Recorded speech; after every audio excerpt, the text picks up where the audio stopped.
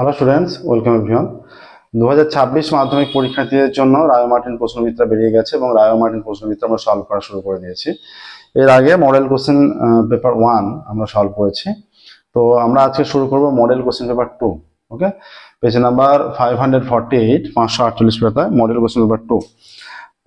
আজকের ক্লাসে আমরা একের দাগ থেকে শুরু করব, ঠিক আছে? তাহলে এই যে রায় মার্টিন প্রশ্নবিদ্যা 2026 মাধ্যমিক পরীক্ষার্থীদের জন্য খুবই গুরুত্বপূর্ণ। এবার যারা ভালো মার্কস পেতে চাও 90, 95, 100, তাদের জন্য কিন্তু কোনো কিছু বাছাবাছির ব্যাপার নেই, সমস্ত কিছু তৈরি করতে হবে। রায় মার্টিন বলো, এবিটিএ বলো, পর্ষদ বলো, সমস্ত কিছু। কারণ কিছু কোশ্চেন, দু একটা কোশ্চেন একটু ঘোরানো টাইপের থাকেই, হ্যাঁ, যেখানে ভালো ছেলেদের পরীক্ষার বিষয় সেই জায়গাটা। আর যে সমস্ত স্টুডেন্ট 40, 45, 50 এরকম নাম্বার পেতে চাও বা কোনো রকম পাস করতে চাও, এরকম সবার ব্রেন তো সমান নয়। তো আমরা পরবর্তী ক্ষেত্রে ধীরে ধীরে সাজেশন দিতে থাকবো, তোমরা আমাদের ক্লাসগুলো আপাতত ফলো করে থাকো। একের দাগের একেরটা বলছে 100 টাকা 10% চক্রবৃদ্ধি হার সুদের হারে 121 টাকা। তাহলে সময় কত? সময় আমরা টি সময় ধরে নিচ্ছি। তাহলে চক্রবৃদ্ধি সুদ বলেছে 100 টাকা, সমূল চক্রবৃদ্ধি সূত্র ফেলছি 1 প্লাস আর মানে 10% হারে r by 100 to the power t is equal to 121 টাকা। তাহলে এইটা কেটে দিলে এইটা হয়ে যাচ্ছে এই যে 1 প্লাস 1 10 তারপরে t is equal to 121 by 100। তাহলে অতএব এইটা লসাগু করলে 10 হয়ে যাচ্ছে। তাহলে 10 প্লাস 1 তারপরে t ইজ ইকুয়াল টু এইটা হয়ে যাচ্ছে 10 বাই 11 তার স্কোয়ার। অতএব এইটা হয়ে যাচ্ছে 11 বাই 10 তারপরে t is equal to 11 by 10 তার স্কোয়ার। অতএব t ইজ ইকুয়াল টু কি হয়ে যাচ্ছে? t ইজ ইকুয়াল টু 2 হয়ে যাচ্ছে। t is equal to 2। তাহলে সময় এখানে চেয়েছে, তাহলে সময় হয়ে যাচ্ছে 10 বছর। অপশন বি, একেরটা অপশন বি, এই 10 বছর নয়, 2 বছর, 2 বছর। তাহলে 2 এরটা দেখো, একের দাগে 2, একের দাগে 2 এর কি বলেছে? 2 এর বলেছে 16 এবং 25 এর মধ্য সমানুপাতি হবে। তাহলে 16 এবং 25 এর মধ্য সমানুপাতি আমরা x ধরে নিচ্ছি। 16 এবং 25 এর মধ্য সমানুপাতি x। তাহলে 16 by x is equal to x by 25, এইভাবেই তো হয়। তাহলে অতএব কোনাকুনি গুণ করলে x square is equal two এটা 16 ইন্টু 25 হয়ে যাচ্ছে। তাহলে x square is equal two হয়ে যাচ্ছে এটা হয়ে যাচ্ছে 400 হবে অবশ্যই। অতএব x is equal two plus minus 20 হয়ে যাচ্ছে। এবার যেহেতু 16 আর 25 দুটোই পজিটিভ মান, এখানে পজিটিভ 16 আর 25 দুটোই পজিটিভ মান, এখানে আমরা কি অপশন আছে দেখো, অপশন আচ্ছা -20 অপশন নেই, +20 অপশন সি, অপশন সি 20 মধ্য সমানুপাতি 20 হয়ে যাচ্ছে। 16 এবং 25 এর মধ্য সমানুপাতি হয়ে যাচ্ছে 20। নেক্সট দেখো 2 এর 3 এর হলো, 3 এর করব। 3 এর অঙ্ক কি বলছে? 1 2 হলো, 3 এর দাগের এখানে আছে যে ত্রিভুজ এবিসি ও ত্রিভুজ ডি এর সদৃশকোণী ত্রিভুজের এবি ও ডি। এই যে ত্রিভুজ এবিসি, এইটা যদি এ বি সি আর এইটা ধরো ডি ই এফ, তাহলে এখানে বলা আছে যে এখানে বলা আছে A B is to D 2:3, A B is to D, A B is to D বলা আছে 2:3। ঠিক আছে, এবার কি চেয়েছে দেখো, এখানে এখানে চেয়েছে যে তাদের ক্ষেত্রফল অনুপাত। একটা তোমাদের প্রয়োগ আছে, দেখবে একটা প্রয়োগ লক্ষ্য করবে যে সেই প্রয়োগটা আছে তাদের এইরকম থাকলে তাদের ক্ষেত্রফল অনুপাত এদের বর্গের অনুপাতের সমান হয়, মানে বাহু এইরকম আছে ত্রিভুজ এবিসি, সেই প্রয়োগটাও খুবই গুরুত্বপূর্ণ। ত্রিভুজ ডিইএফ এইরকম হয়ে গেলে এই যে A B square by D square, এই প্রয়োগটাও কিন্তু যথেষ্ট গুরুত্বপূর্ণ। প্রয়োগটা আমি করেও দেবো এবং তোমাদের সাজেশনও থাকবে, ঠিক আছে? প্রয়োগ বেশ কয়েকটা প্রয়োগ দেবো, দেখবে তার মধ্যেই গতবারও দিয়েছিলাম, দেখবে লেগে গেছে, তার আগেবারও দিয়েছিলাম প্রয়োগ 3 নম্বরে কমন পেয়েছে সবাই, ঠিক আছে? তাহলে এইটা হয়ে যাবে এবি মানে হয়ে যাচ্ছে 4:9, তাই তো? কোন অপশনে আছে এটা? 4:9। অপশন এ তে আছে 4:9। তাহলে এটা অপশন এ 4:9। 4 দেখো, 4 বলছে tan theta into tan 2 theta is equal to 1।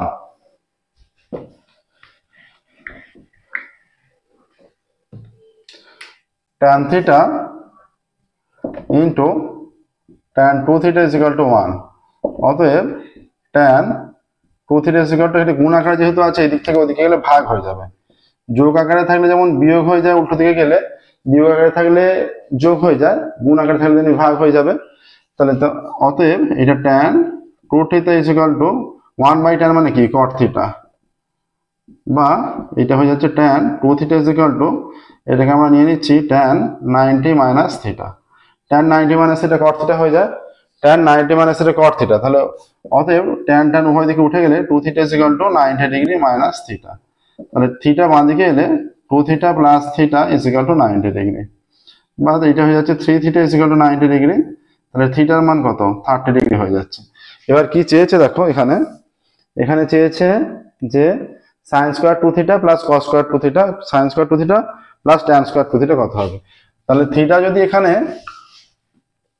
30 হয় তাহলে 2 থিটার মান কত 30 গুণে 60 হয়ে যাচ্ছে।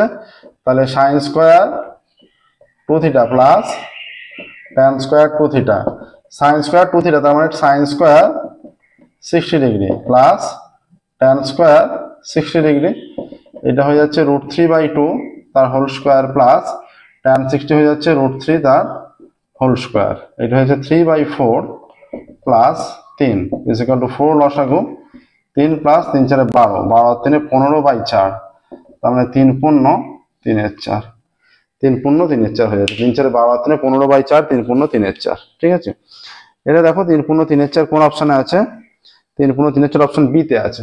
অপশন বি হয়ে যাচ্ছে 3 পূর্ণ 3 4। 5এরটা দেখো, 5এরটা কি বলেছে, 5এর বলা আছে একটি গোলকের অন্তর্লিখিত পরিলিখিত ঘনকের আয়তনের অনুপাত। এই অঙ্কগুলো কিন্তু একটু বড় অঙ্ক দিয়ে দিয়েছে। একটি গোলকের অন্তর্লিখিত পরিলিখিত ঘনকের আয়তনের অনুপাত। এইটা একটা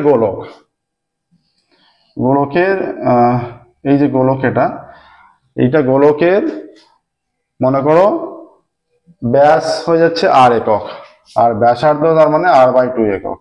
তাহলে এই যে পরিলিখিত ঘনকটাকে বের করে, এই যে পরিলিখিত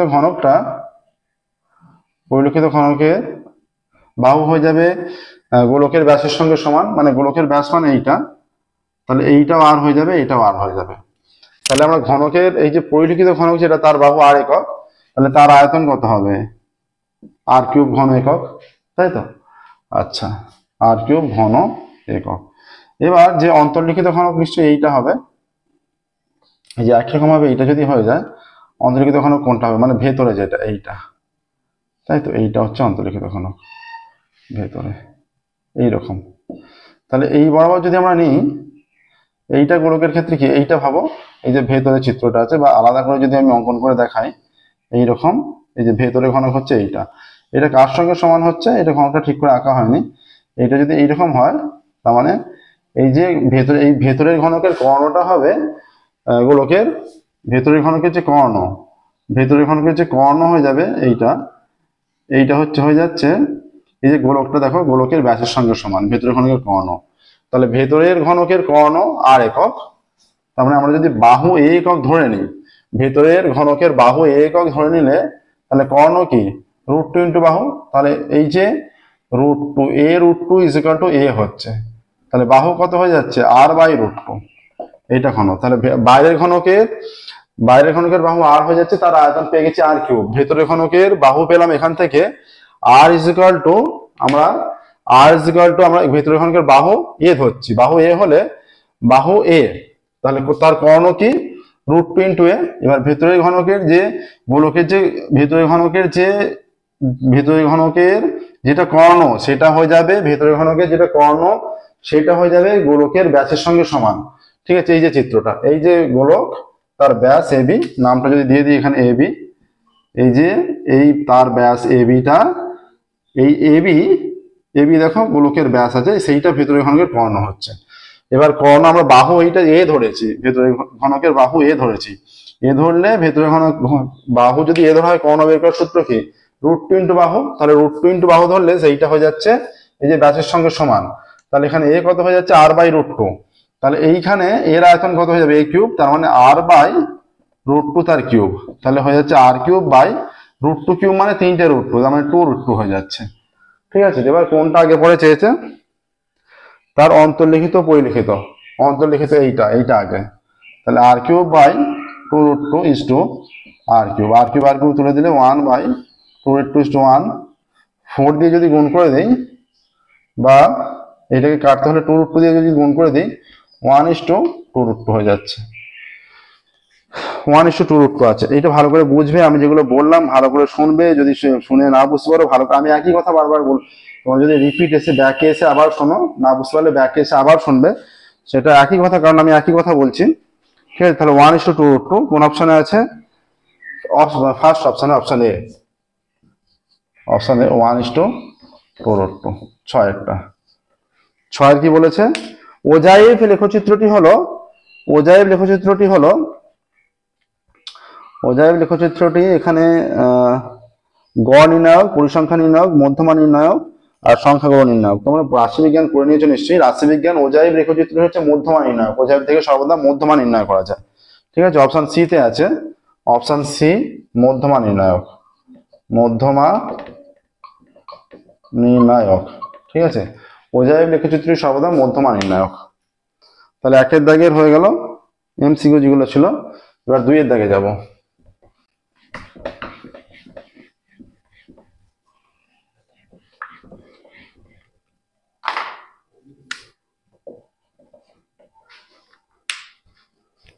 বার্ষিক 6% হার সরল সুদে 900 টাকার সরল সুদ 135 টাকা হবে যে সময়ে, তা হলো, আমরা টি সময়ে ধরে নিচ্ছি বা টি বছরে ধরে নিচ্ছি। ঠিক আছে,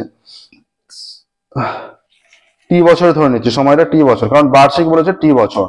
তাহলে পিআরটি, পি মানে কত টাকা বলেছে? বার্ষিক বলছে 900 টাকার সরল সুদ, তাহলে 900 পিআরটি, 900 টাকা, আর 6 into T, P R T by 100 is equal to 135 বলে দিয়েছে, 135 টাকা বলে দিয়েছে। সুদটা কত বলা আছে?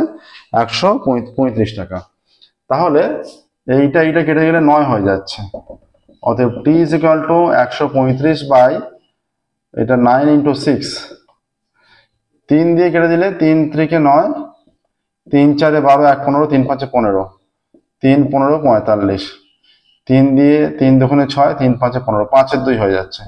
টি is equal to 5/2, T is equal to 2 পূর্ণ 1 2। তার মানে হয়ে যাচ্ছে 2 পূর্ণ 1 2 মানে 2 বছর, আর হাফ বছর মানে 6 মাস হয়ে যাচ্ছে। তাহলে সময় হয়ে যাচ্ছে শূন্য স্থানে হবে এখানে, তো 2 পূর্ণ 1 2, তার মানে 2 পূর্ণ 1 2 মানে তাহলে হয়ে যাচ্ছে 2 বছর, আর হাফ বছর মানে হাফ ইন্টু 12, 2 বছর 6 মাস হয়ে যাচ্ছে। ঠিক আছে, আচ্ছা, তাহলে শূন্য স্থান হলো যে সময় 2 দাগের 1 2 বছর 6 মাস, 2 বছর 6 মাস, 2 √5 - 1 এর অনুবন্ধীকরণে, এই যে √5 - 1 এর অনুবন্ধীকরণী কত? এখানে সেটা ভুল করে যে মাইনাসটাকে প্লাস করে দেয়, যে √5 + 1, এটা নয়। এখানে হচ্ছে যেটা রুট আকারে থাকে তার সাইনটা চেঞ্জ হয় অনুবন্ধীকরণীতে। যেটা রুট আকারে থাকে তাহলে -√5 - 1, কারণ এদের যোগফল এবং গুণফল, দুটো অনুবন্ধীকরণের যোগফল এবং গুণফল এটা মূলদ হয়ে যাবে। ঠিক আছে, তাহলে এইটা হয়ে যাচ্ছে, তাহলে -√5 মানে রুটের আকারে যেটা থাকে তার আগের সাইনটা চেঞ্জ হয়। রুটের আকারে যেটা থাকে অনুবন্ধীকরণের ক্ষেত্রে রুটের আকারে যেটা থাকে তার আগের সাইনটা চেঞ্জ হয়। ঠিক আছে, তাহলে এটা প্লাস ছিল মাইনাস হয়ে গেল, তাহলে -√5 - 1 হবে, -√5 - 1 হয়ে যাবে এখানে। তাহলে এটা হয়ে যাচ্ছে -√5 - 1। 3 হচ্ছে বৃত্তের সকল ব্যাস ড্যাশ বিন্দুগামী। বৃত্তের সকল ব্যাস ওই বৃত্তের কোন বিন্দুগামী? কেন্দ্র বিন্দুগামী। বৃত্তের প্রত্যেকটা ব্যাস বৃত্তের কেন্দ্র দিয়ে যাবে। বৃত্তের প্রত্যেকটা ব্যাস, এই যে একটা বৃত্ত যদি হয়, এটা বৃত্ত, এটা এই যে যাচ্ছে, এই যে কেন্দ্র দিয়ে পাস করবে, এই বৃত্তের প্রত্যেকটা ব্যাস বৃত্তের কেন্দ্র দিয়ে যাবে, তাই হয়ে যাবে এটা কেন্দ্র বিন্দুগামী। বৃত্তের প্রত্যেকটা ব্যাস ওই বৃত্তের ড্যাশ বিন্দুগামী। তাহলে এখানে বিন্দুগামী লেখা আছে, শুধুমাত্র কেন্দ্র লিখতে হবে শূন্যস্থানে। 4 বলছে যে 89 ডিগ্রি কোণের পূরক কোণের বৃত্তীয় মান। তাহলে 89, দুটো কোণের সমষ্টি যদি 90 ডিগ্রি হয়, দুটো কোণের সমষ্টি যদি 90 ডিগ্রি হয়, তাহলে তারা একে অপরের পূরক কোণ। তাহলে 89 ডিগ্রি কোণের পূরক কোণ কত? এই যে 89 ডিগ্রি প্লাস 1 ডিগ্রি, তাহলে তবে 90 ডিগ্রি হচ্ছে। তাহলে 89 ডিগ্রি কোণের পূরক কোণ 1 ডিগ্রি। তাহলে বৃত্তীয় মান চেয়েছে, আমরা জানি 180 degree equal to pi radian, তাহলে 1 ডিগ্রি ইকুয়াল টু কত? π/180 হয়ে যাচ্ছে। তাহলে বৃত্তীয় মানে প্রকাশ করতে হলে π/180 হচ্ছে। ঠিক আছে, π/180। তাহলে এখানে শূন্যস্থানে হচ্ছে পাই রেডিয়ান বাই 180। ঠিক আছে, এটা রেডিয়ান হবে, পাই রেডিয়ান বাই 180। এবার 5-এরটা, 5-এর অঙ্ক কি বলছে? একটি নিরেট লম্ববৃত্তাকার চোঙের আয়তন ভি ঘন সেমি এবং উচ্চতা এইচ সেমি হলে চোঙটির ভূমির ব্যাসার্ধ হবে ড্যাশ সেমি। আমরা ভূমির ব্যাসার্ধ আর ধরে নিচ্ছি। ভূমির ব্যাসার্ধ যদি আর ধরে নিই, এবার চোঙ তো, চোঙের ভি আয়তন কত? পাই আর স্কোয়ার এইচ, পাই আর স্কোয়ার এইচ, চোঙের আয়তন পাই আর স্কোয়ার এইচ। ঠিক আছে, তাহলে এখানে ভিটা বলে দিয়েছে এইটা, আর উচ্চতা এইচই বলে দিয়েছে, তাহলে তার ব্যাসার্ধ নির্ণয় করতে বলছে। এইটা থেকে যদি ব্যাসার্ধ নির্ণয় করতে চাই, আর স্কোয়ার ইজ ইকুয়াল টু এটা ভি বাই পাই এইচ, তাহলে আর স্কোয়ার ইজ ইকুয়াল টু এটা আর ইজ ইকুয়াল টু কি হয়ে যাচ্ছে, যদি রুট ওভার করে দিই উভয় দিকে, এটা ভি বাই পাই এইচ। ঠিক আছে, R is equal to V by pi H. তাহলে শূন্য স্থানে কি হয়ে যাবে? Root over of V by pi H.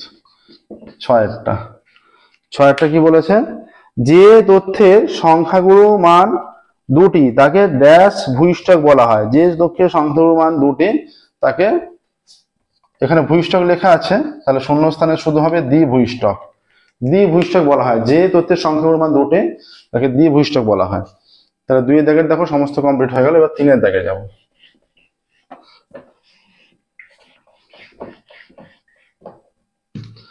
3-এর দাগের 1-এরটা, 3-এর দাগের কি বলেছে? সত্য মিথ্যা নির্বাচন করা। অংশীদারি ব্যবসায় প্রথমটাই বলা আছে, অংশীদারি ব্যবসায় কমপক্ষে 3 জন লোকের দরকার। অংশীদারি ব্যবসায় 3 জন লোকের দরকার এমন কোনো মানে নেই, 2 জন হলেও অংশীদারি কারবার হয়। ঠিক আছে, তাহলে যে 3 জন লোকের দরকার কমপক্ষে, এটা মিথ্যা, ভুল দেয়া আছে। তাহলে প্রথমটাই মিথ্যা, কারণ 2 জন হলে অংশীদারি কারবার হয়, কমপক্ষে 2 জন, সব জায়গায় 2 জন থাকলেও অংশীদারি কারবার হয়, তাদের মধ্যে ব্যবসা করা যায়। এবার দেখো 2-এরটা বলছে কি বলেছে? 5x square minus 3x minus 1, 5x square minus 3x minus 1 is equal two 0। এটা তো মিডল ফ্যাক্টর করা যাচ্ছে না, তাহলে x স্কোয়ার আছে, তাহলে দুটো বীজ থাকবে অবশ্যই। সমীকরণের বীজ দুটি কি কি? তাহলে এখানে তো মিডল ফ্যাক্টর করে বের করা যাচ্ছে না, তাহলে সিদ্ধাচার্য সূত্র প্রয়োগ করতে হবে। x ইজ ইকুয়াল টু, সিদ্ধাচার্য সূত্র কি? ax square plus bx plus c is equal two যদি 0 হয়, সিদ্ধাচার্য সূত্র বলছে যে x is equal to minus b plus minus root over of b square minus 4ac by 2a। এটা তৈরি করে নেবে, এটা অনেক অঙ্কে কাজে লাগবে। x square plus bx plus c is equal to 0 হলে x এর মান minus b plus minus root over b square minus 4ac by 2a। এখানে প্লাস সাইন আছে, যদি মাইনাস হয় প্রত্যেকটা c এর আগে মাইনাস নিতে হবে। এটা যদি মাইনাস bx হয়, b এর আগে মাইনাস নিতে হবে, মানে এটা মাইনাস মাইনাসে প্লাস b হয়ে যাবে তখন, এইভাবে। ঠিক আছে, তাহলে এখানে কি? তাহলে মাইনাস বি, তাহলে মাইনাস অফ মাইনাস 3, এইটা তো বি মাইনাস 3, তাহলে minus B plus minus root over of B square, মানে মাইনাস 3 তার square minus 4 into 5 into minus 1, C এর মানটা মাইনাস দিয়ে নিতে হবে, by 2a, 2 into 5। X is equal to 10 minus মাইনাসে plus 3 plus minus root over of 3 square 9 minus মাইনাসে প্লাস 4 5 20। তাহলে x is equal to 10, 3 plus minus root over of 20 আর 9 29 হয়ে যাচ্ছে, minus B plus minus root over of minus B 5x square minus 3x, 5x square minus 3x plus 1, তাহলে minus B plus minus root over of B square minus 4ac by 2a, 5 দুগুণে 10, B square, এটা 3 square 9 minus মাইনাসে plus 4 5 20, তাহলে 20 আর 9 29। এইটা দেখো অমূলদ সংখ্যা চলে আসছে, তাহলে অমূলদ হয়ে যাচ্ছে। এখানে অমূলদের সঙ্গে যোগ বিয়োগগুলো অমূলদই হয়ে যাবে। তাহলে এখানে হয়ে যাচ্ছে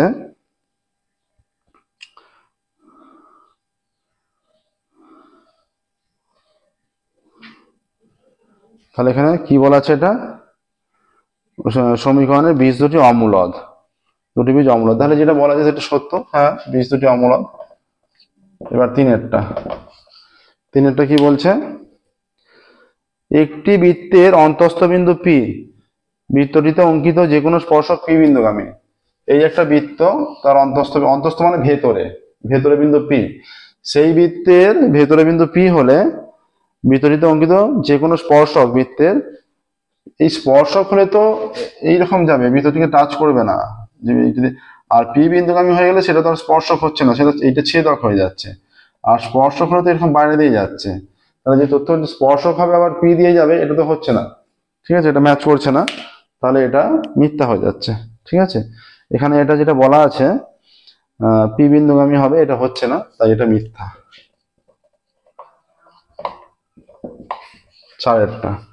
চারেরটা বলছে সূর্যের উন্নতি কোণ 30 ডিগ্রি থেকে বৃদ্ধি পেয়ে 60 ডিগ্রি হলে পোস্টের ছায়ার দৈর্ঘ্য বৃদ্ধি পায়। তোমরা নর্মাল কনসেপ্ট প্রয়োগ করো, যে সূর্য যখন উদিত হয় ছায়ার দৈর্ঘ্য, আমাদের ছায়ার দৈর্ঘ্য বড় থাকে, যত উপরে উঠছে তার মানে কোণটা 90 এই লম্বা হলে 90 হচ্ছে, যত 90 এর কাছাকাছি যাচ্ছে তার মানে কোণটা 30 থেকে 60, 45 থেকে 60 থেকে 90 হচ্ছে। আমাদের ছায়ার দৈর্ঘ্য ছোট হতে হতে থাকে, যখন ঠিক মাথায় আছে 90 ডিগ্রি কোণে আমাদের ছায়ার দৈর্ঘ্য সবচেয়ে কম। ঠিক আছে, তার মানে সূর্যের এই কোণের মানটা 30, 45, 60, 90 যত মানে বাড়তে থাকে, 90 পর্যন্ত যত বাড়তে থাকে তত ছায়া দৈর্ঘ্য আমাদের ছোট হতে থাকে। ঠিক আছে, তাহলে এখানে কি বলছে যে 30 থেকে বৃদ্ধি পায় 60 হলে ছায়া দৈর্ঘ্য বৃদ্ধি পায়, তাহলে 30 থেকে বৃদ্ধি পায় 60 হলে ছায়া দৈর্ঘ্য বৃদ্ধি পায়, এটা মিথ্যা। ঠিক আছে, কমতে থাকে, ছোট হতে থাকে। ঠিক আছে, এরপরটা বলছে দুটি শঙ্কুর ব্যাসার্ধ সমান, তাদের আয়তনের অনুপাত তাদের উচ্চতাদ্বয়ের অনুপাতের সমান। দুটি শঙ্কুর ব্যাসার্ধ সমান, এই যে এই একটা শঙ্কু, মনে করো এইটা একটা শঙ্কু, এর ব্যাসার্ধ আর একক আর উচ্চতা h1 একক, আর এই একটা শঙ্কু, আচ্ছা এইরকম বড় নিলে হবে না, একই মানে ব্যাসার্ধটা সমান হবে, উচ্চতা বেশি হবে।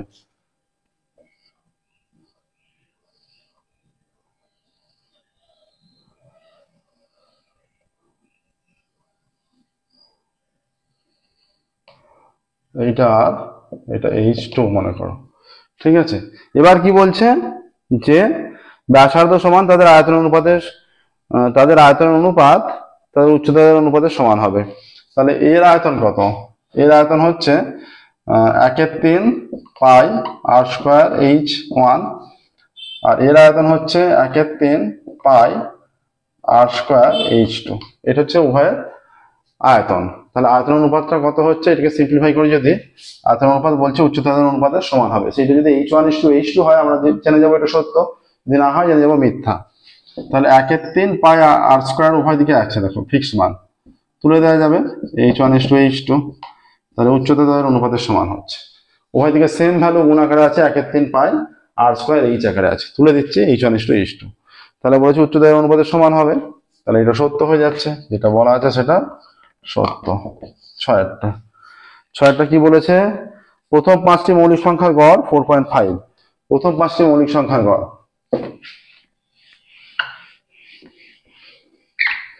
প্রথম 5টি মৌলিক সংখ্যা কি হবে, একটা তো গ্রাহ্য নয়, 2, 3, 5, 6 হবে না, 7, 7, 8, 7, 8, 9, 8 হবে না, 9 হবে না, 10 হবে না, 11 হবে, এইটা 5।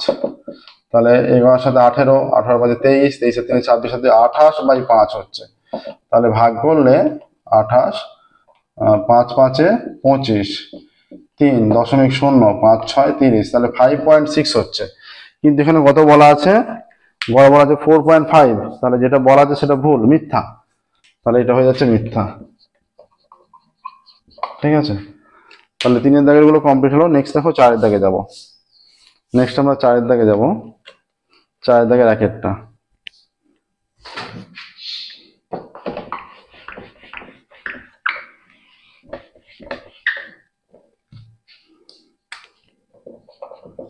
চারের দাগের 1 কি বলেছে, 2005 সালের 1 জানুয়ারি 2005 সাল, তার মানে এটা লিপ ইয়ার নয়। ঠিক আছে, এটা উল্লেখ করার কারণ এটাই, 2005 সালের 1 জানুয়ারি 27 মে পর্যন্ত, 1 জানুয়ারি থেকে 27 মে পর্যন্ত 6% সরল সুদের হারে 2000 টাকার সুদ কত হবে। তাহলে 2000 টাকার সুদ চেয়েছে, তাহলে 6% সরল সুদের হারে 2000 টাকার সরল সুদ কত হবে।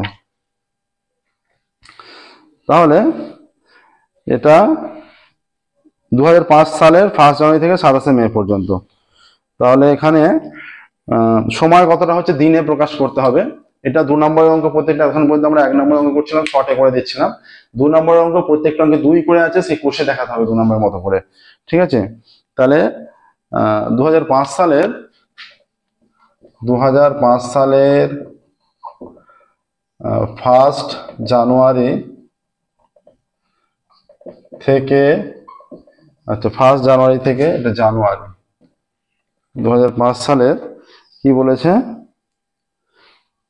1 জানুয়ারি,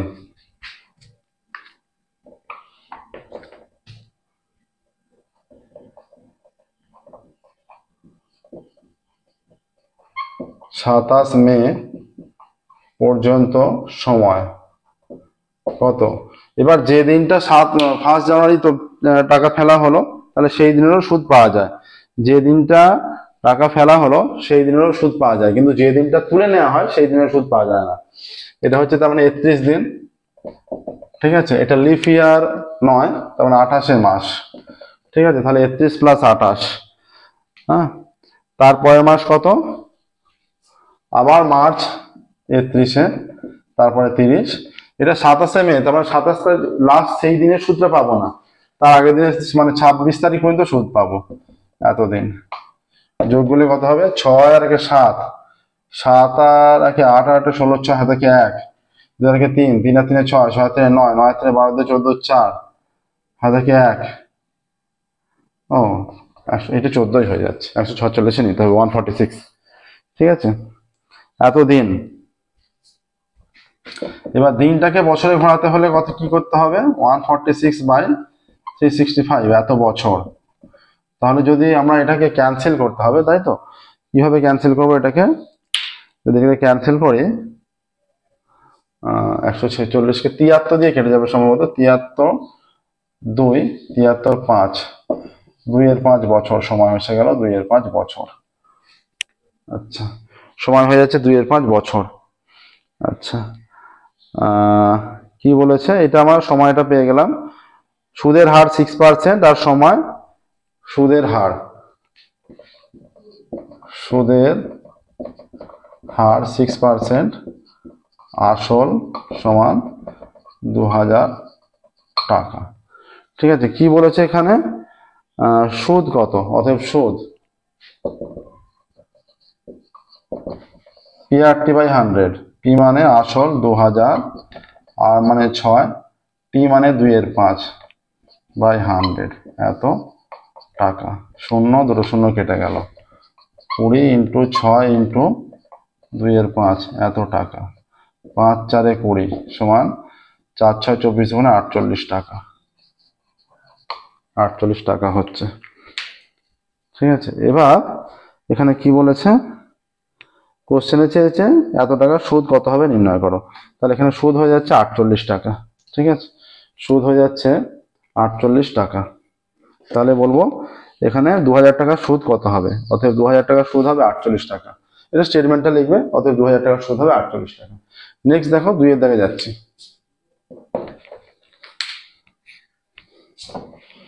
প্রত্যেকটা 2 নম্বরের প্রত্যেকটা অঙ্কের স্টেটমেন্ট লিখতে হবে অবশ্যই।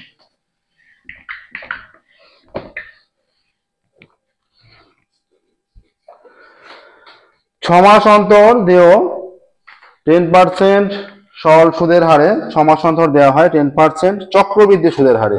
1000 টাকার 1 বছরের চক্রবৃদ্ধি সুদ নির্ণয় করতে বলেছে। 1000 টাকার 1 বছরের চক্রবৃদ্ধি সুদ, তাহলে 6 মাস অন্তর 1000 টাকার 1 বছরের চক্রবৃদ্ধি সুদ নির্ণয় করতে হবে। তাহলে 6 মাস অন্তর 1000 টাকার 1 বছরের সমূল চক্রবৃদ্ধি, তাহলে 6 মাস অন্তর 1000 টাকার 1 বছরের সমূল চক্রবৃদ্ধি সমান 1000 PRT, তাই তো। এটা হয়ে যাচ্ছে P × 1 প্লাস, এটা 2 দিয়ে ভাগ হয় এইটা, আর এটা 2 × 1, এত টাকা হয়ে যাচ্ছে। এটা 1000 × 1 প্লাস এটা 10/200, ইন্টু 2, এইটা কেটে গেল এত টাকা। এইটা 1000 ইন্টু 1 প্লাস 1 × 20, তারপর একটু এত টাকা। এটা 1000, এখানে কি হয়ে যাচ্ছে এবার ইন্টু লসাগু করলে 20, 20 × 20 প্লাস 1 এত টাকা সমান এটা 1000 ইন্টু 20 আর 1 21/20 ইন্টু 21/20 এত টাকা। এইটা কাটলো, এইটা কাটলো, এটা দিয়ে কাটলে 5 হয়, ঠিক আছে। আচ্ছা, এইটা হচ্ছে 21 21 441, 441 ইন্টু 5, 5 × 5, 4 5 20 শূন্য থাকে 2, 4 5 20 আর 2 22, 2205/2 এত টাকা। 2 1 2, 2 1 2, এটা 0, এটা 2 2 4, 2 2 4, 0.5 হয়ে যাচ্ছে, 1 0 5 গুণে 10 হবে, ঠিক আছে। এটা সমূল চক্রবৃদ্ধি হয়ে যাচ্ছে, এটা সমূল চক্রবৃদ্ধি হলো। এবার কি চেয়েছে এখানে, অতএব 1 বছরের চক্রবৃদ্ধি সুদ, অতএব 1 বছরের এর তারপর লিখবে অতএব এর নিচে 1 বছরের চক্রবৃদ্ধি সুদ is equal to 1102.5 minus 100 এত টাকা, ঠিক আছে। এটা 102.5 টাকা হয়ে যাচ্ছে, 102.5 টাকা এইটা আসছে, দেখো মানে 5 মানে 50। এবার দেখো 3-এরটাই যাবো।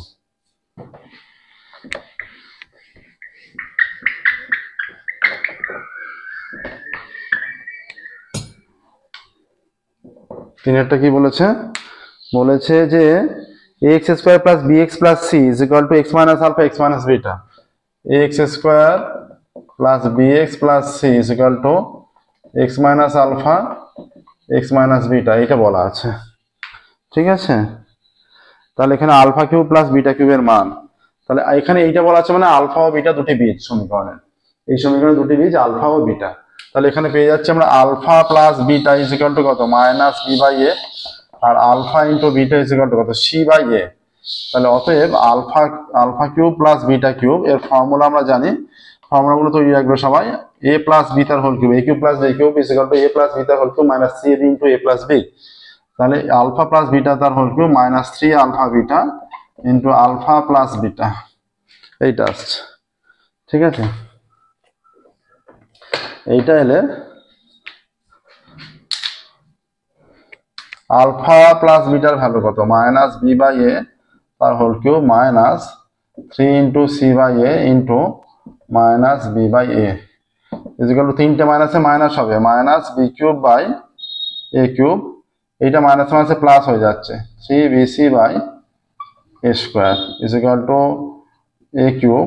তাহলে এইটা হয়ে যাচ্ছে -b³ মাইনাস মাইনাসে প্লাস 3abc, এইটা আসছে, ঠিক আছে, এইটা আসছে। তাহলে এখানে কি চেয়েছে, a³ + b³ এর মান নির্ণয় করো। উত্তর লিখবে a³ + b³ এর মান এইটা। স্টেটমেন্ট অবশ্যই লিখবে তোমরা, স্টেটমেন্ট আমি লিখছি না, তোমরা অবশ্যই লিখে নেবে। a³ alpha cube plus beta কিউবের মান এত, আলফা কিউব প্লাস বিটা কিউবের মান এত। এখানে আরেকটা লেখা ছিল অতএব সমীকরণের দুটি বীজ আলফা ও বিটা, অতএব সমীকরণের বীজ দুটি হলো আলফা ও বিটা, ঠিক আছে। 3-এর হয়ে গেল, এবার 4-এর দেখো।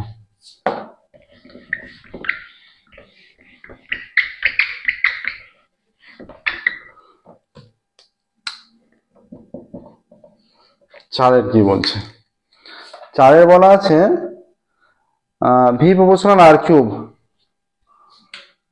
v প্রপোর্শনাল r³ বলা আছে। অতএব v is equal two k r³, k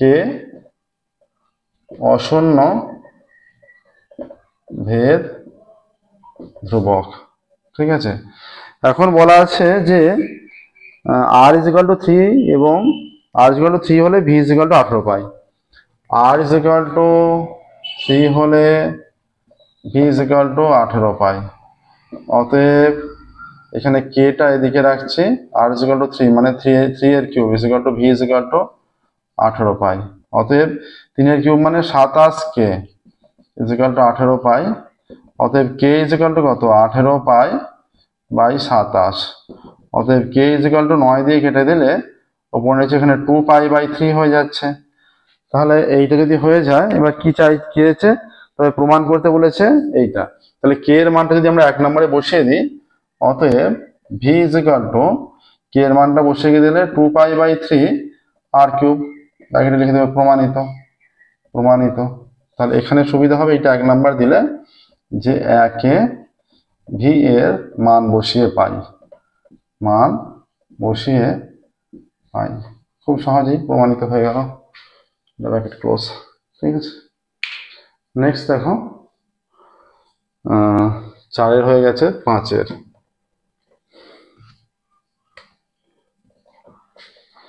5 কি বলছে, ত্রিভুজ এবিসি এর বিসি প্যারালাল ডি। ঠিক আছে, এইটা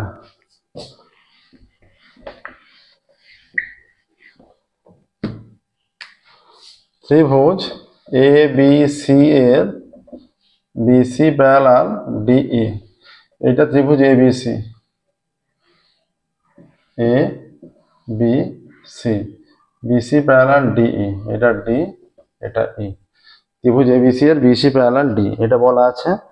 এরপর কি বলা আছে, এরপর বলা আছে আচ্ছা 5 নয়, আমরা এটা 6 করে ফেলছি। ঠিক আছে, 6 আগে করে দিচ্ছি, তারপর 5 যখন শুরু করে দিয়েছি 6 আগে করে ফেলে, 6 আমরা শুরু করে ফেলেছি, 6 আগে করে দিচ্ছি, তারপর 5 আবার করব। আচ্ছা, এটা বলা আছে এডি বাই ডিবি 2/5। অতএব A D by D B is equal to, একইভাবে এটা হয়ে যাবে এই by E C is equal to 2/5। অতএব এই by E C is equal to 2/5 হয়ে যাচ্ছে। ঠিক আছে, তাহলে কিসের চেয়েছে, এসি সমান 21 সেমি প্রদত্ত, এসি সমান 21 সেমি। তাহলে আমাদের এইটা সাহায্যে লাগাতে হবে। তাহলে আমরা এটাকে লিখতে পারি, অতএব ইসি যদি উল্টে দিই বাই এই ইজ ইকুয়াল টু 5/2, বা ইসি বাই এই প্লাস 1, উভয় দিকে 1 করে যোগ করছি। তাহলে এখানে কি হয়ে যাবে, বা এই লসাগু ইসি প্লাস এই ইজ ইকুয়াল টু, এখানে 2 লসাগু 5 প্লাস 2, অতএব এই ইসি প্লাস এই, ইসি প্লাস এই যোগ করলে কত হচ্ছে, এসি হয়ে যাচ্ছে, এসি ইজ ইকুয়াল টু 5 দিয়ে 7/2। এখানে কিসের মান বলা আছে, বলা আছে এসির মান বলা আছে, বা এসির মান 21 বাই এই ইজ ইকুয়াল টু 7/2। তাহলে কোনাকুনি গুণ করলে 7 ইন্টু এই, অতএব এই সমান কত হয়ে যাচ্ছে, সমান 21 ইন্টু 2/7। এটা কেটে দিলে 3 হয়ে যাচ্ছে, এই সমান 3 দুগুণে 6 হয়ে যাচ্ছে। কি চেয়েছে, যে এই এর মান কত, তাই তো, এই এর মান চেয়েছে। তাহলে এই এর মান লিখে দেবে, অতএব এই এর মান 6 সেমি, যেহেতু সেমি এককে দেওয়া আছে প্রত্যেকটা সেমি একক, তাহলে এই এর মান 6 সেমি। ঠিক আছে, তাহলে এইটা 6 হয়ে গেল। এবার আমরা 5 করছি, 5 দেখে নাও, এটা প্রসেসটা একদম সহজ। নেক্সট 5 দেখো,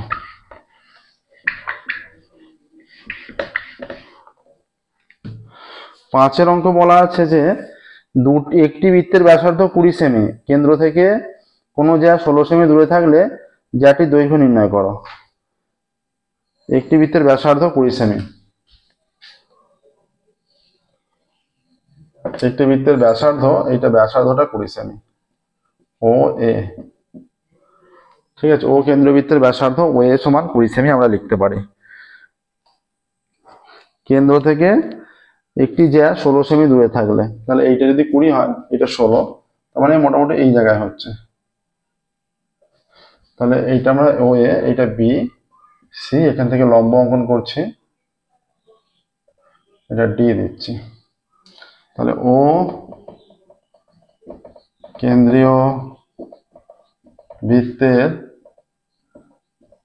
ব্যাসার্ধ ও এ সমান 20 সেমি। ঠিক আছে, কি বলেছে, তারপর বলা আছে কেন্দ্র থেকে, কি বলা আছে, কেন্দ্র থেকে 16 সেমি দূরে, কেন্দ্র থেকে 16 সেমি দূরে যা বিসি, ঠিক আছে, বিসি জ্যায়ের ওপর লম্ব ওডি। অতএব ওডি পারপেন্ডিকুলার বিসি, এখানে দূরত্ব মানে লম্ব দূরত্বই বোঝায় সর্বদা। অতএব ওডি সমান কত সেমি? ওডি সমান হয়ে গেল ওডি সমান 16, ওডি ইজ ইকুয়াল টু 16 সেমি, 16 সেমি। তাহলে এবার এখানে কি চেয়েছে? নিশ্চয়ই চাইবে যে জ্যাটির দৈর্ঘ্য। তাহলে ও কমা সি যোগ করলাম,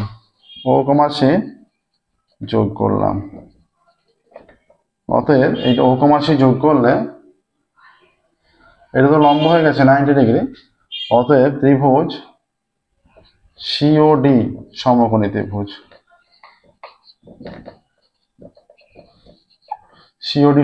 ত্রিভুজ, অতএব এইটা অতিভুজ, দুটোর মধ্যে একটা লম্ব, এটা লম্ব এটা ভূমি। তাহলে এখানে হয়ে যাচ্ছে সিডি স্কোয়ার প্লাস ওডি square is equal two OC square. অতএব সিডি কত?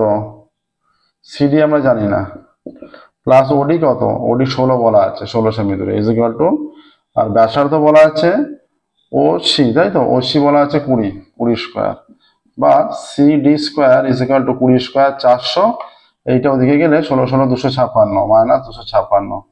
অতএব CD square is equal two 100, এটা হয়ে যাচ্ছে 6 × 10 4,000 7 থেকে 1, 6 × 10 4,000 7 থেকে 1 144। অতএব CD is equal two plus minus 12, ঠিক আছে, CD is equal two plus minus 12 হয়ে যাচ্ছে এখানে। তাহলে সিডি 12 হলে অতএব সিডি সমান বিডি সমান 12 সেমি। অতএব বিসি ইজ ইকুয়াল টু 2 × 12 সেমি সমান 24 সেমি। এবার অ্যান্সার লিখবে বিসি জ্যায়ের দৈর্ঘ্য 24 সেমি। অবশ্যই উত্তরটা লিখবে বিসি জ্যায়ের দৈর্ঘ্য 24 সেমি, এটা উত্তর লিখবে, ঠিক আছে। এটা 5-এর হলো, 6-এর আগেই হয়ে গেছে, 6-এরটা আমরা আগে করেছি। এবার 7-এর দেখো, 7-এর কি বলছে?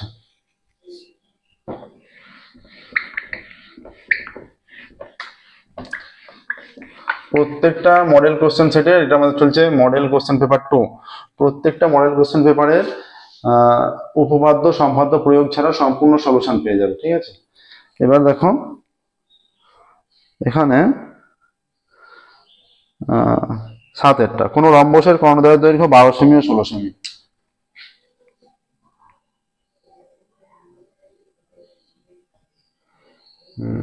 এ বি সি ডি, এটাও নাম দিচ্ছি। এ বি সি ডি রম্বসের এসি ও বিডি কর্ণদ্বয়ের দৈর্ঘ্য, আমরা এইটা এসিটা ছোট তো বিডি বড়, তো তাহলে বিডিটাকেই একটা 12 একটা 16, এসিকে 16, এসিকে 12 ধরছি আর বিডিকে 16 ধরছি, ঠিক আছে। এটা হয়ে যাচ্ছে কর্ণদ্বয়ের দৈর্ঘ্য এসি সমান 12 সেমি এবং বিডি সমান 16 সেমি, এটা ধরে নিচ্ছে। আমরা জানি রম্বসের কর্ণদ্বয় সমকোণে সমদ্বিখণ্ডিত করে। অতএব ওএ সমান ওসি এবং ওবি সমান ওডি, ওএ সমান ওসি, ওবি সমান ওডি, ঠিক আছে, সমান ভাগে ভাগ হচ্ছে। অতএব ওএ সমান ওসি সমান, এটা সম্পূর্ণটা 12/2 সেমি সমান 6 সেমি, আর ওবি সমান ওডি সমান 16/2 সেমি সমান 8 সেমি, ঠিক আছে। তাহলে এই এরা সমকোণে, তার মানে এই প্রত্যেকটা কোণ সমকোণ। এবার ত্রিভুজ এওডি থেকে পাই, অতএব ত্রিভুজ এওডি থেকে পাই, তাহলে এইটা তো সমকোণ, তাহলে এর বিপরীত বাহু যেটা সেটা অতিভুজ হবে, তাই তো। তাহলে এ ডি স্কোয়ার অতিভুজ square is equal to O square plus O D square. তাহলে এ ডি স্কোয়ার সমান কি হয়ে যাচ্ছে, ও হয়ে যাচ্ছে, আমরা বলেছি আগে এটা 6, এটা 6, আর এটা 8, এটা 8, ঠিক আছে। এই যে এখানে হয়েছে ও সমান 6 স্কোয়ার প্লাস 8 স্কোয়ার, বা ও AD square is equal to 36 plus 28 64। অতএব এডি স্কোয়ার সমান এটা 100 হয়ে যাচ্ছে। অতএব এডি square eddy is equal two plus minus 10, তাহলে অতএব এডি ইজ ইকুয়াল টু 10 সেমি, এটা গ্রাহ্য। অতএব রম্বসের প্রতিটা বাহুর দৈর্ঘ্য 10 সেমি করে। কি বলেছে এখানে, এখানে বলেছে যে রম্বসের একটি বাহুর দৈর্ঘ্য, অতএব রম্বসের, এখানে উত্তরটা লিখবে, অতএব রম্বসের একটি বাহুর দৈর্ঘ্য 10 সেমি, বা রম্বসের প্রতিটি বাহুর দৈর্ঘ্য 10 সেমি। ঠিক আছে, 7 হয়ে গেল। প্রসেসটা দেখে নাও এখানে ক্যালকুলেশনটা। প্রত্যেকটা কোণ সমকোণ, সমকোণের সমদ্বিখণ্ডিত করে 12 সেমিতে 6 6 দুটো ভাগে ভাগ হয়েছে, 16 সেমিতে 8 8 দুটো ভাগে ভাগ হয়েছে। তাহলে এই প্রত্যেকটা ত্রিভুজ সমকোণী ত্রিভুজ, অতিভুজ স্কয়ার যেগুলো লম্ব স্কয়ার প্লাস ভূমি স্কয়ার, সিম্পল সূত্র প্রয়োগ করা হয়েছে। নেক্সট দেখো 8এরটা।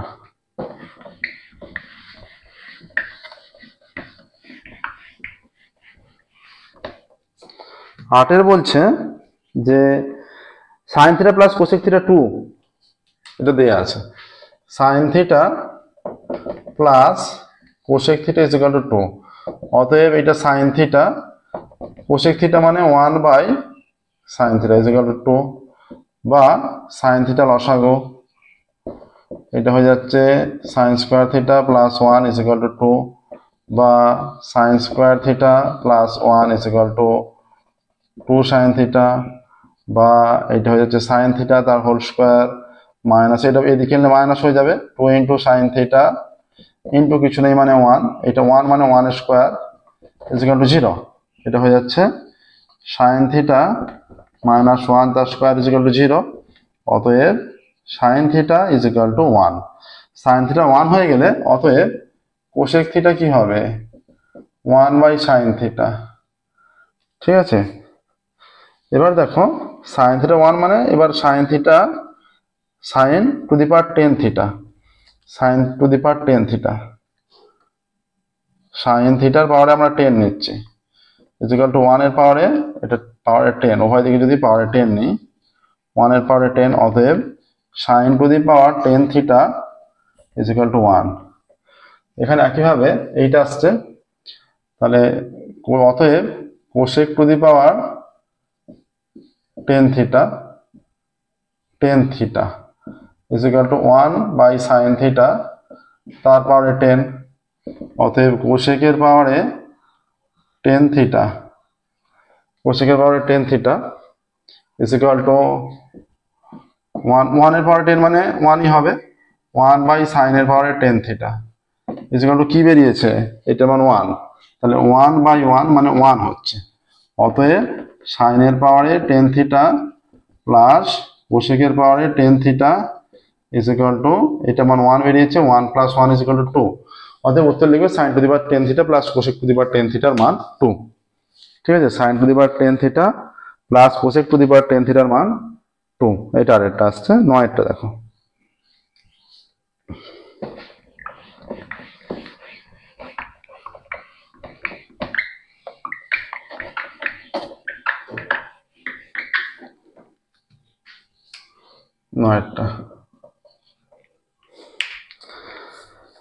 একটি ত্রিভুজের 3টি কোণের অনুপাত 2:3:4।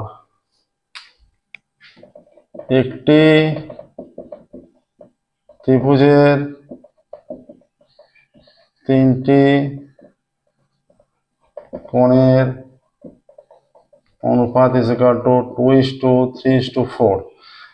এই যে অনুপাতটা যাই হোক, মনে রাখতে হবে ত্রিভুজের 3টি কোণের সমষ্টি 180 ডিগ্রি। ঠিক আছে, আর ধরি কোণ 3টি, ধরি কোণ 3টি 2x ডিগ্রি, 3x ডিগ্রি এবং 4x ডিগ্রি। শর্তানুসারে অতএব 2x plus 3x plus 4x 180। ঠিক আছে, 4 আর 3 7 আর 2 9x ইজ ইকুয়াল টু 180। অতএব এক্স ইজ ইকুয়াল টু 180/9, অতএব এক্স ইজ ইকুয়াল টু 20। ঠিক আছে, এবার কি বলেছে, এবার বলছে যে ত্রিভুজের বৃহত্তম কোণটির বৃত্তীয়মান, তাহলে বৃহত্তম কোণ মানে এইটাই হবে 4, অতএব বৃহত্তম কোণ সমান বৃহত্তম কোণ is equal to 4 into 20 degree is equal to 80 degree. এবার এটার বৃত্তীয়মান চেয়েছে, এখন তারপর লিখবে এখন 180 degree is equal to pi radian, 1 degree is equal to pi radian by 180, আর 80 degree is equal to pi radian into 80/180।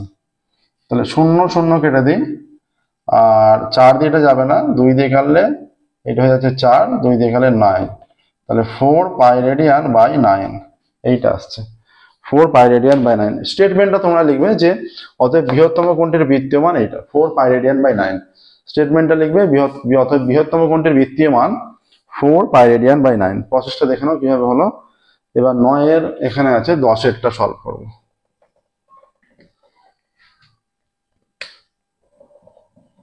10 এর কি বলেছে, একটি সমকোণী চৌপলের ধারের সংখ্যা ই, সমকোণী চৌপল বা আয়তঘন, ঠিক আছে, আয়তঘনের কয়টা ধার থাকে, আয়তঘনের ধার থাকে 4 আর 4 8, সমকোণী চৌপলের সমকোণী চৌপল সমকোণী চৌপলের ধার সংখ্যা, তাই তো, সমকোণী চৌপলের ধার সংখ্যা এ ইজ ইকুয়াল টু 4 আর 4 8, ওপরে 4টে নিচে 4টে ধার, তাই তো, 9 10 11 12, এটা 12 হয়ে যাচ্ছে। ঠিক আছে, আচ্ছা তারপর কি বলেছে, এটার নাম এই দিয়েছে, সেই জন্য এ হলো তলের সংখ্যা, তল সংখ্যা, সমকোণী চৌপলের তল সংখ্যা, সমকোণী চৌপলের।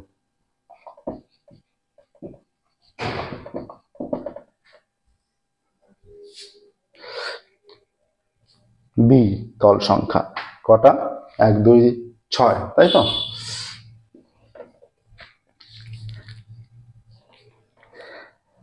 তিন চার 5 6 7 8 শীর্ষবিন্দু সংখ্যা,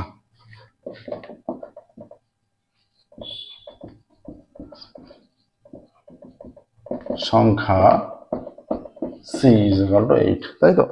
8টা শীর্ষবিন্দু থাকে সমকোণী চৌপলের, 8টা শীর্ষবিন্দু, সেই অনুযায়ী 8 হলো।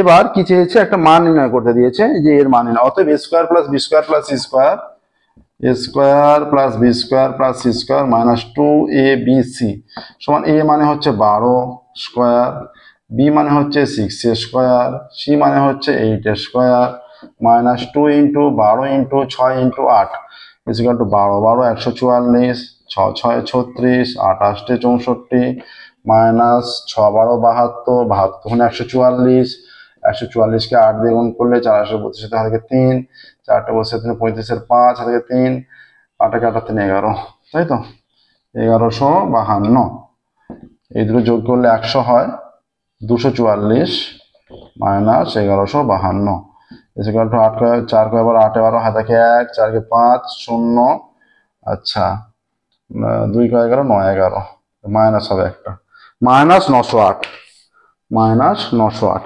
তাহলে স্টেটমেন্টটা তোমরা লিখবে যে অতএব এর মান মাইনাস 908, তাই তো, অতএব এইরকম, অতএব a square plus b square plus c square minus 2abc এর মান মাইনাস 908। ঠিক আছে, এটা 10 হয়ে গেল। হ্যাঁ, এবার 11টা,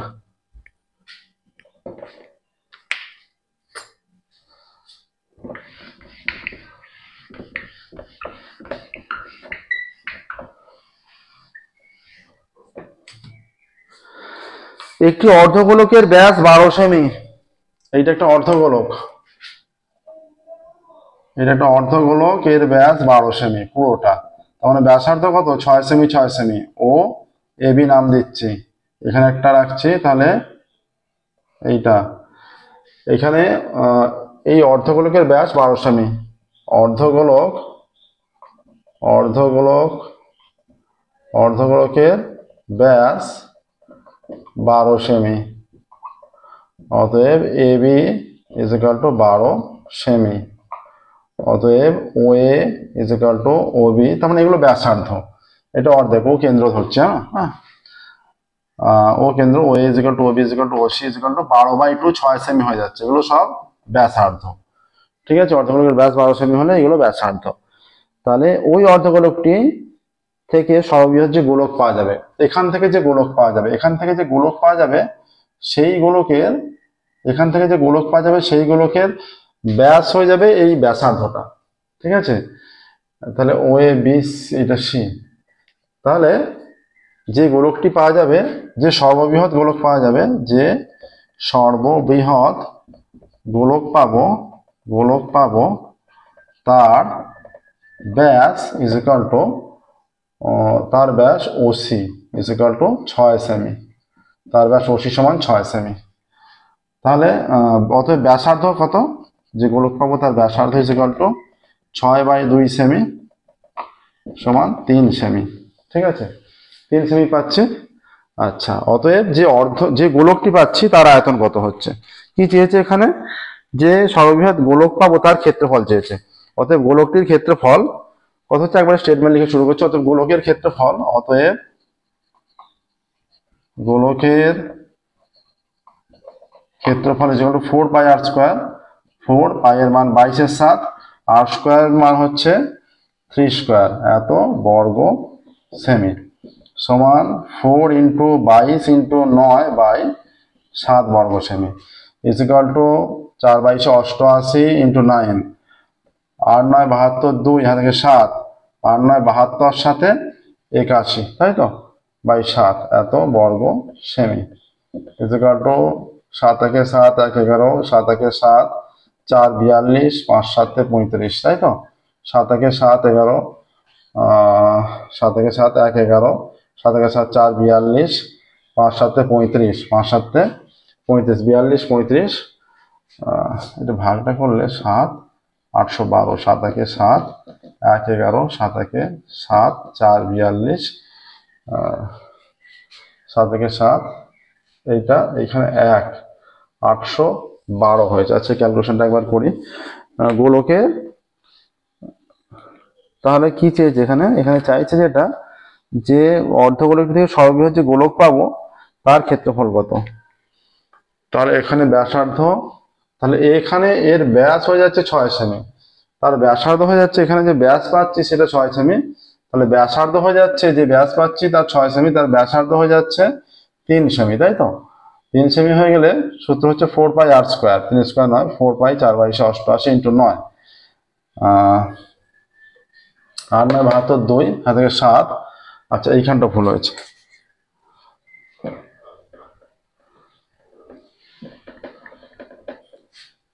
ইজ ইকুয়াল টু 8 9 72, 2 হাতে 7, 8 9 72 সাথে 79, 79, 72 সাথে 79। এবার ভাগ করলে 7 দিয়ে, 7 9 2, 7 একে 7, 9 নামলে 7 একে 7, 2 22, 3 7 21, 1 113 পূর্ণ 1/3 বর্গ সেমি। তাহলে অর্ধগোলকের যে গোলকটি পাবো, যে সর্ববৃহৎ গোলক পাবো তার ক্ষেত্রফল 113 পূর্ণ 1/7 বর্গ সেমি। উত্তর লিখবে, যে সর্ববৃহৎ গোলক পাবো তার ক্ষেত্রফল 113 পূর্ণ 1/7 বর্গ সেমি। যে সর্ববৃহৎ গোলক পাবো তার ক্ষেত্রফল 113 পূর্ণ 1/7 বর্গ সেমি। ঠিক আছে, নেক্সট অ্যান্ড লাস্ট 12টা, আজকের ক্লাসের লাস্ট অঙ্ক।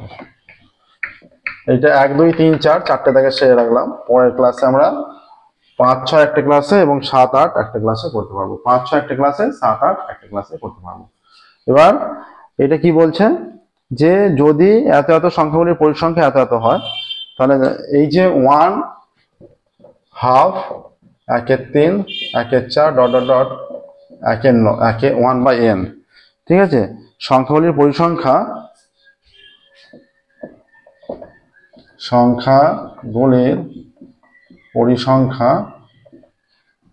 সংখ্যাগুলির পরিসংখ্যা যথাক্রমে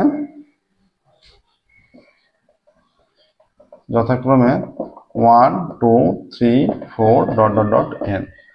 ঠিক আছে, এত। তাহলে তাদের যৌগিক গড় কত? তাহলে এখানে হয়ে যাচ্ছে, দেখো একভাবে যদি লেখো, এই যে xi, এই যদি ছক করো fi, আর এইটা fi xi, এইটা আমরা সরাসরি প্রত্যক্ষ পদ্ধতি অ্যাপ্লাই করব। 1 হাফ 1/3 1/4 ডট ডট, ধরো 1/9 1/n আছে। ঠিক আছে, এইরকম।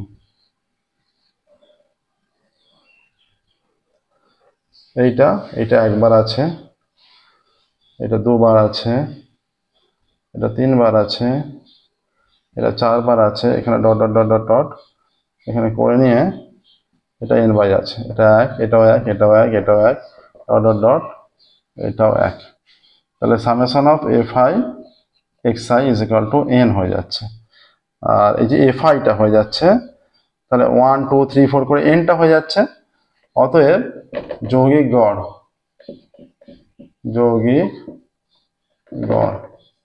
কত হয়ে যাচ্ছে? কি বলে দিয়েছে? তাদের যৌগিক গড় নির্ণয় করো। হ্যাঁ, যৌগিক গড় নির্ণয় করতে হবে এখানে।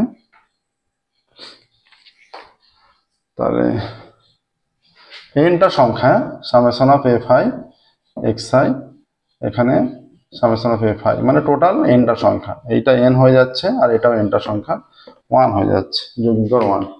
অতএব সংখ্যাগুলির যৌগিক গড় n হয়ে যাচ্ছে। টোটাল nটা সংখ্যা, কিন্তু এইগুলোর 1 প্লাস 2 প্লাস 3 প্লাস 4 প্লাস নয়, এখানে টোটাল মানে n, এই 1/nটা আছে n বার, তার মানে এই nটা সংখ্যা টোটাল। হ্যাঁ, টোটাল nটা সংখ্যা, যৌগিক গড় 1 হবে। এবার তাহলে লিখবে অ্যান্সারটা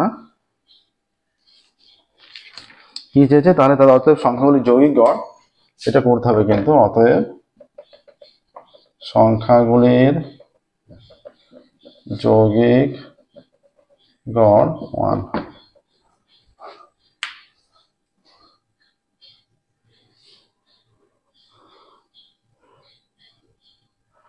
তবে এখানে আরেকটা হতে পারতো, এই যে এটা যদি সামেশন আকারে হতো, এই যে এটা সামেশন অফ, এইটা হলে 1 প্লাস 2 প্লাস এই যে মানটা সামেশন অফ fi হলে, summation of fi is equal two হয়ে গেলে যদি এইটা হয়ে যায় 1 plus 2 plus dot dot dot plus n, এখানে একটা ডাউট থেকে যাচ্ছে, এটা এরকমও হতে পারতো কিন্তু, n ইন্টু n প্লাস 1/2, এইটা। সেক্ষেত্রে যৌগিক গড় হয়ে যাচ্ছে যে n by x bar is equal to n by n into n plus 1/2, এইরকম চলে আসছে। এটা কেটে গিয়ে এটা উল্টে যাবে 2/n প্লাস 1। এটা একটা সম্ভাবনা অ্যান্সারের। ঠিক আছে, এটাও কিন্তু একটা সম্ভাবনা। যেরকম এটা একটা, এক্ষেত্রে কিন্তু দুটো সম্ভাবনা থাকছে। ঠিক আছে, আচ্ছা দেখে নাও। আজকের ক্লাস আমরা এখানেই স্টপ করব। আজকের class model question paper 2, model question paper 2 এর 1 2 3 4, এটা 12টা, দাগ নাম্বারটা চেঞ্জ করা হয়নি, এটা 12টা হয়ে গেল, দাগ নাম্বার চেঞ্জ করা ছিল না। আচ্ছা, এটা 12টা, 1 2 3 4 মডেল কোশ্চেন পেপার 2 এর 4টে দাগের হয়ে গেল। ফিরব পরবর্তী ক্লাসে এবং 5এর দাগ থেকে সলভ করব। মডেল কোশ্চেন পেপার সম্পূর্ণ কমপ্লিট করে নিয়ে তারপর আমরা 6এর দাগ থেকে মডেল কোশ্চেন পেপার 3-তে যাব। ঠিক আছে, প্রত্যেকটা মডেল কোশ্চেন পেপার, প্রথম 25টা মডেল কোশ্চেন পেপার আছে, প্রত্যেকটা মডেল কোশ্চেন পেপারের সলিউশন আমার চ্যানেলের প্লেলিস্টে পেয়ে যাবেন। ঠিক আছে, আগের মতো আমরা এখানেই স্টপ করছি। ফিরব পরবর্তী ক্লাসে এবং পরবর্তী ক্লাসে যা যা প্রবলেম আছে সব সলিউশন করব। তোমরা আমাদের চ্যানেলের প্লেলিস্টে দশম শ্রেণীর সম্পূর্ণ সলিউশন, একাদশ শ্রেণী ক্লাস 11-এর ম্যাথের সলিউশন ভবিষ্যতে পাবে, ক্লাস 12-এর ম্যাথের সলিউশন করে দেওয়া আছে, অর্থাৎ তোমরা যখন 11 উঠবে সেই সময় পেয়ে যাবে, বা 12-এ যখন উঠবে সেই সময় সমস্ত সলিউশন দেখবে করে দেওয়া আছে প্লেলিস্ট ওয়াইজ। আজকের মতো এখানেই স্টপ করছি। ফিরব পরবর্তী ক্লাসে। Thank you very much.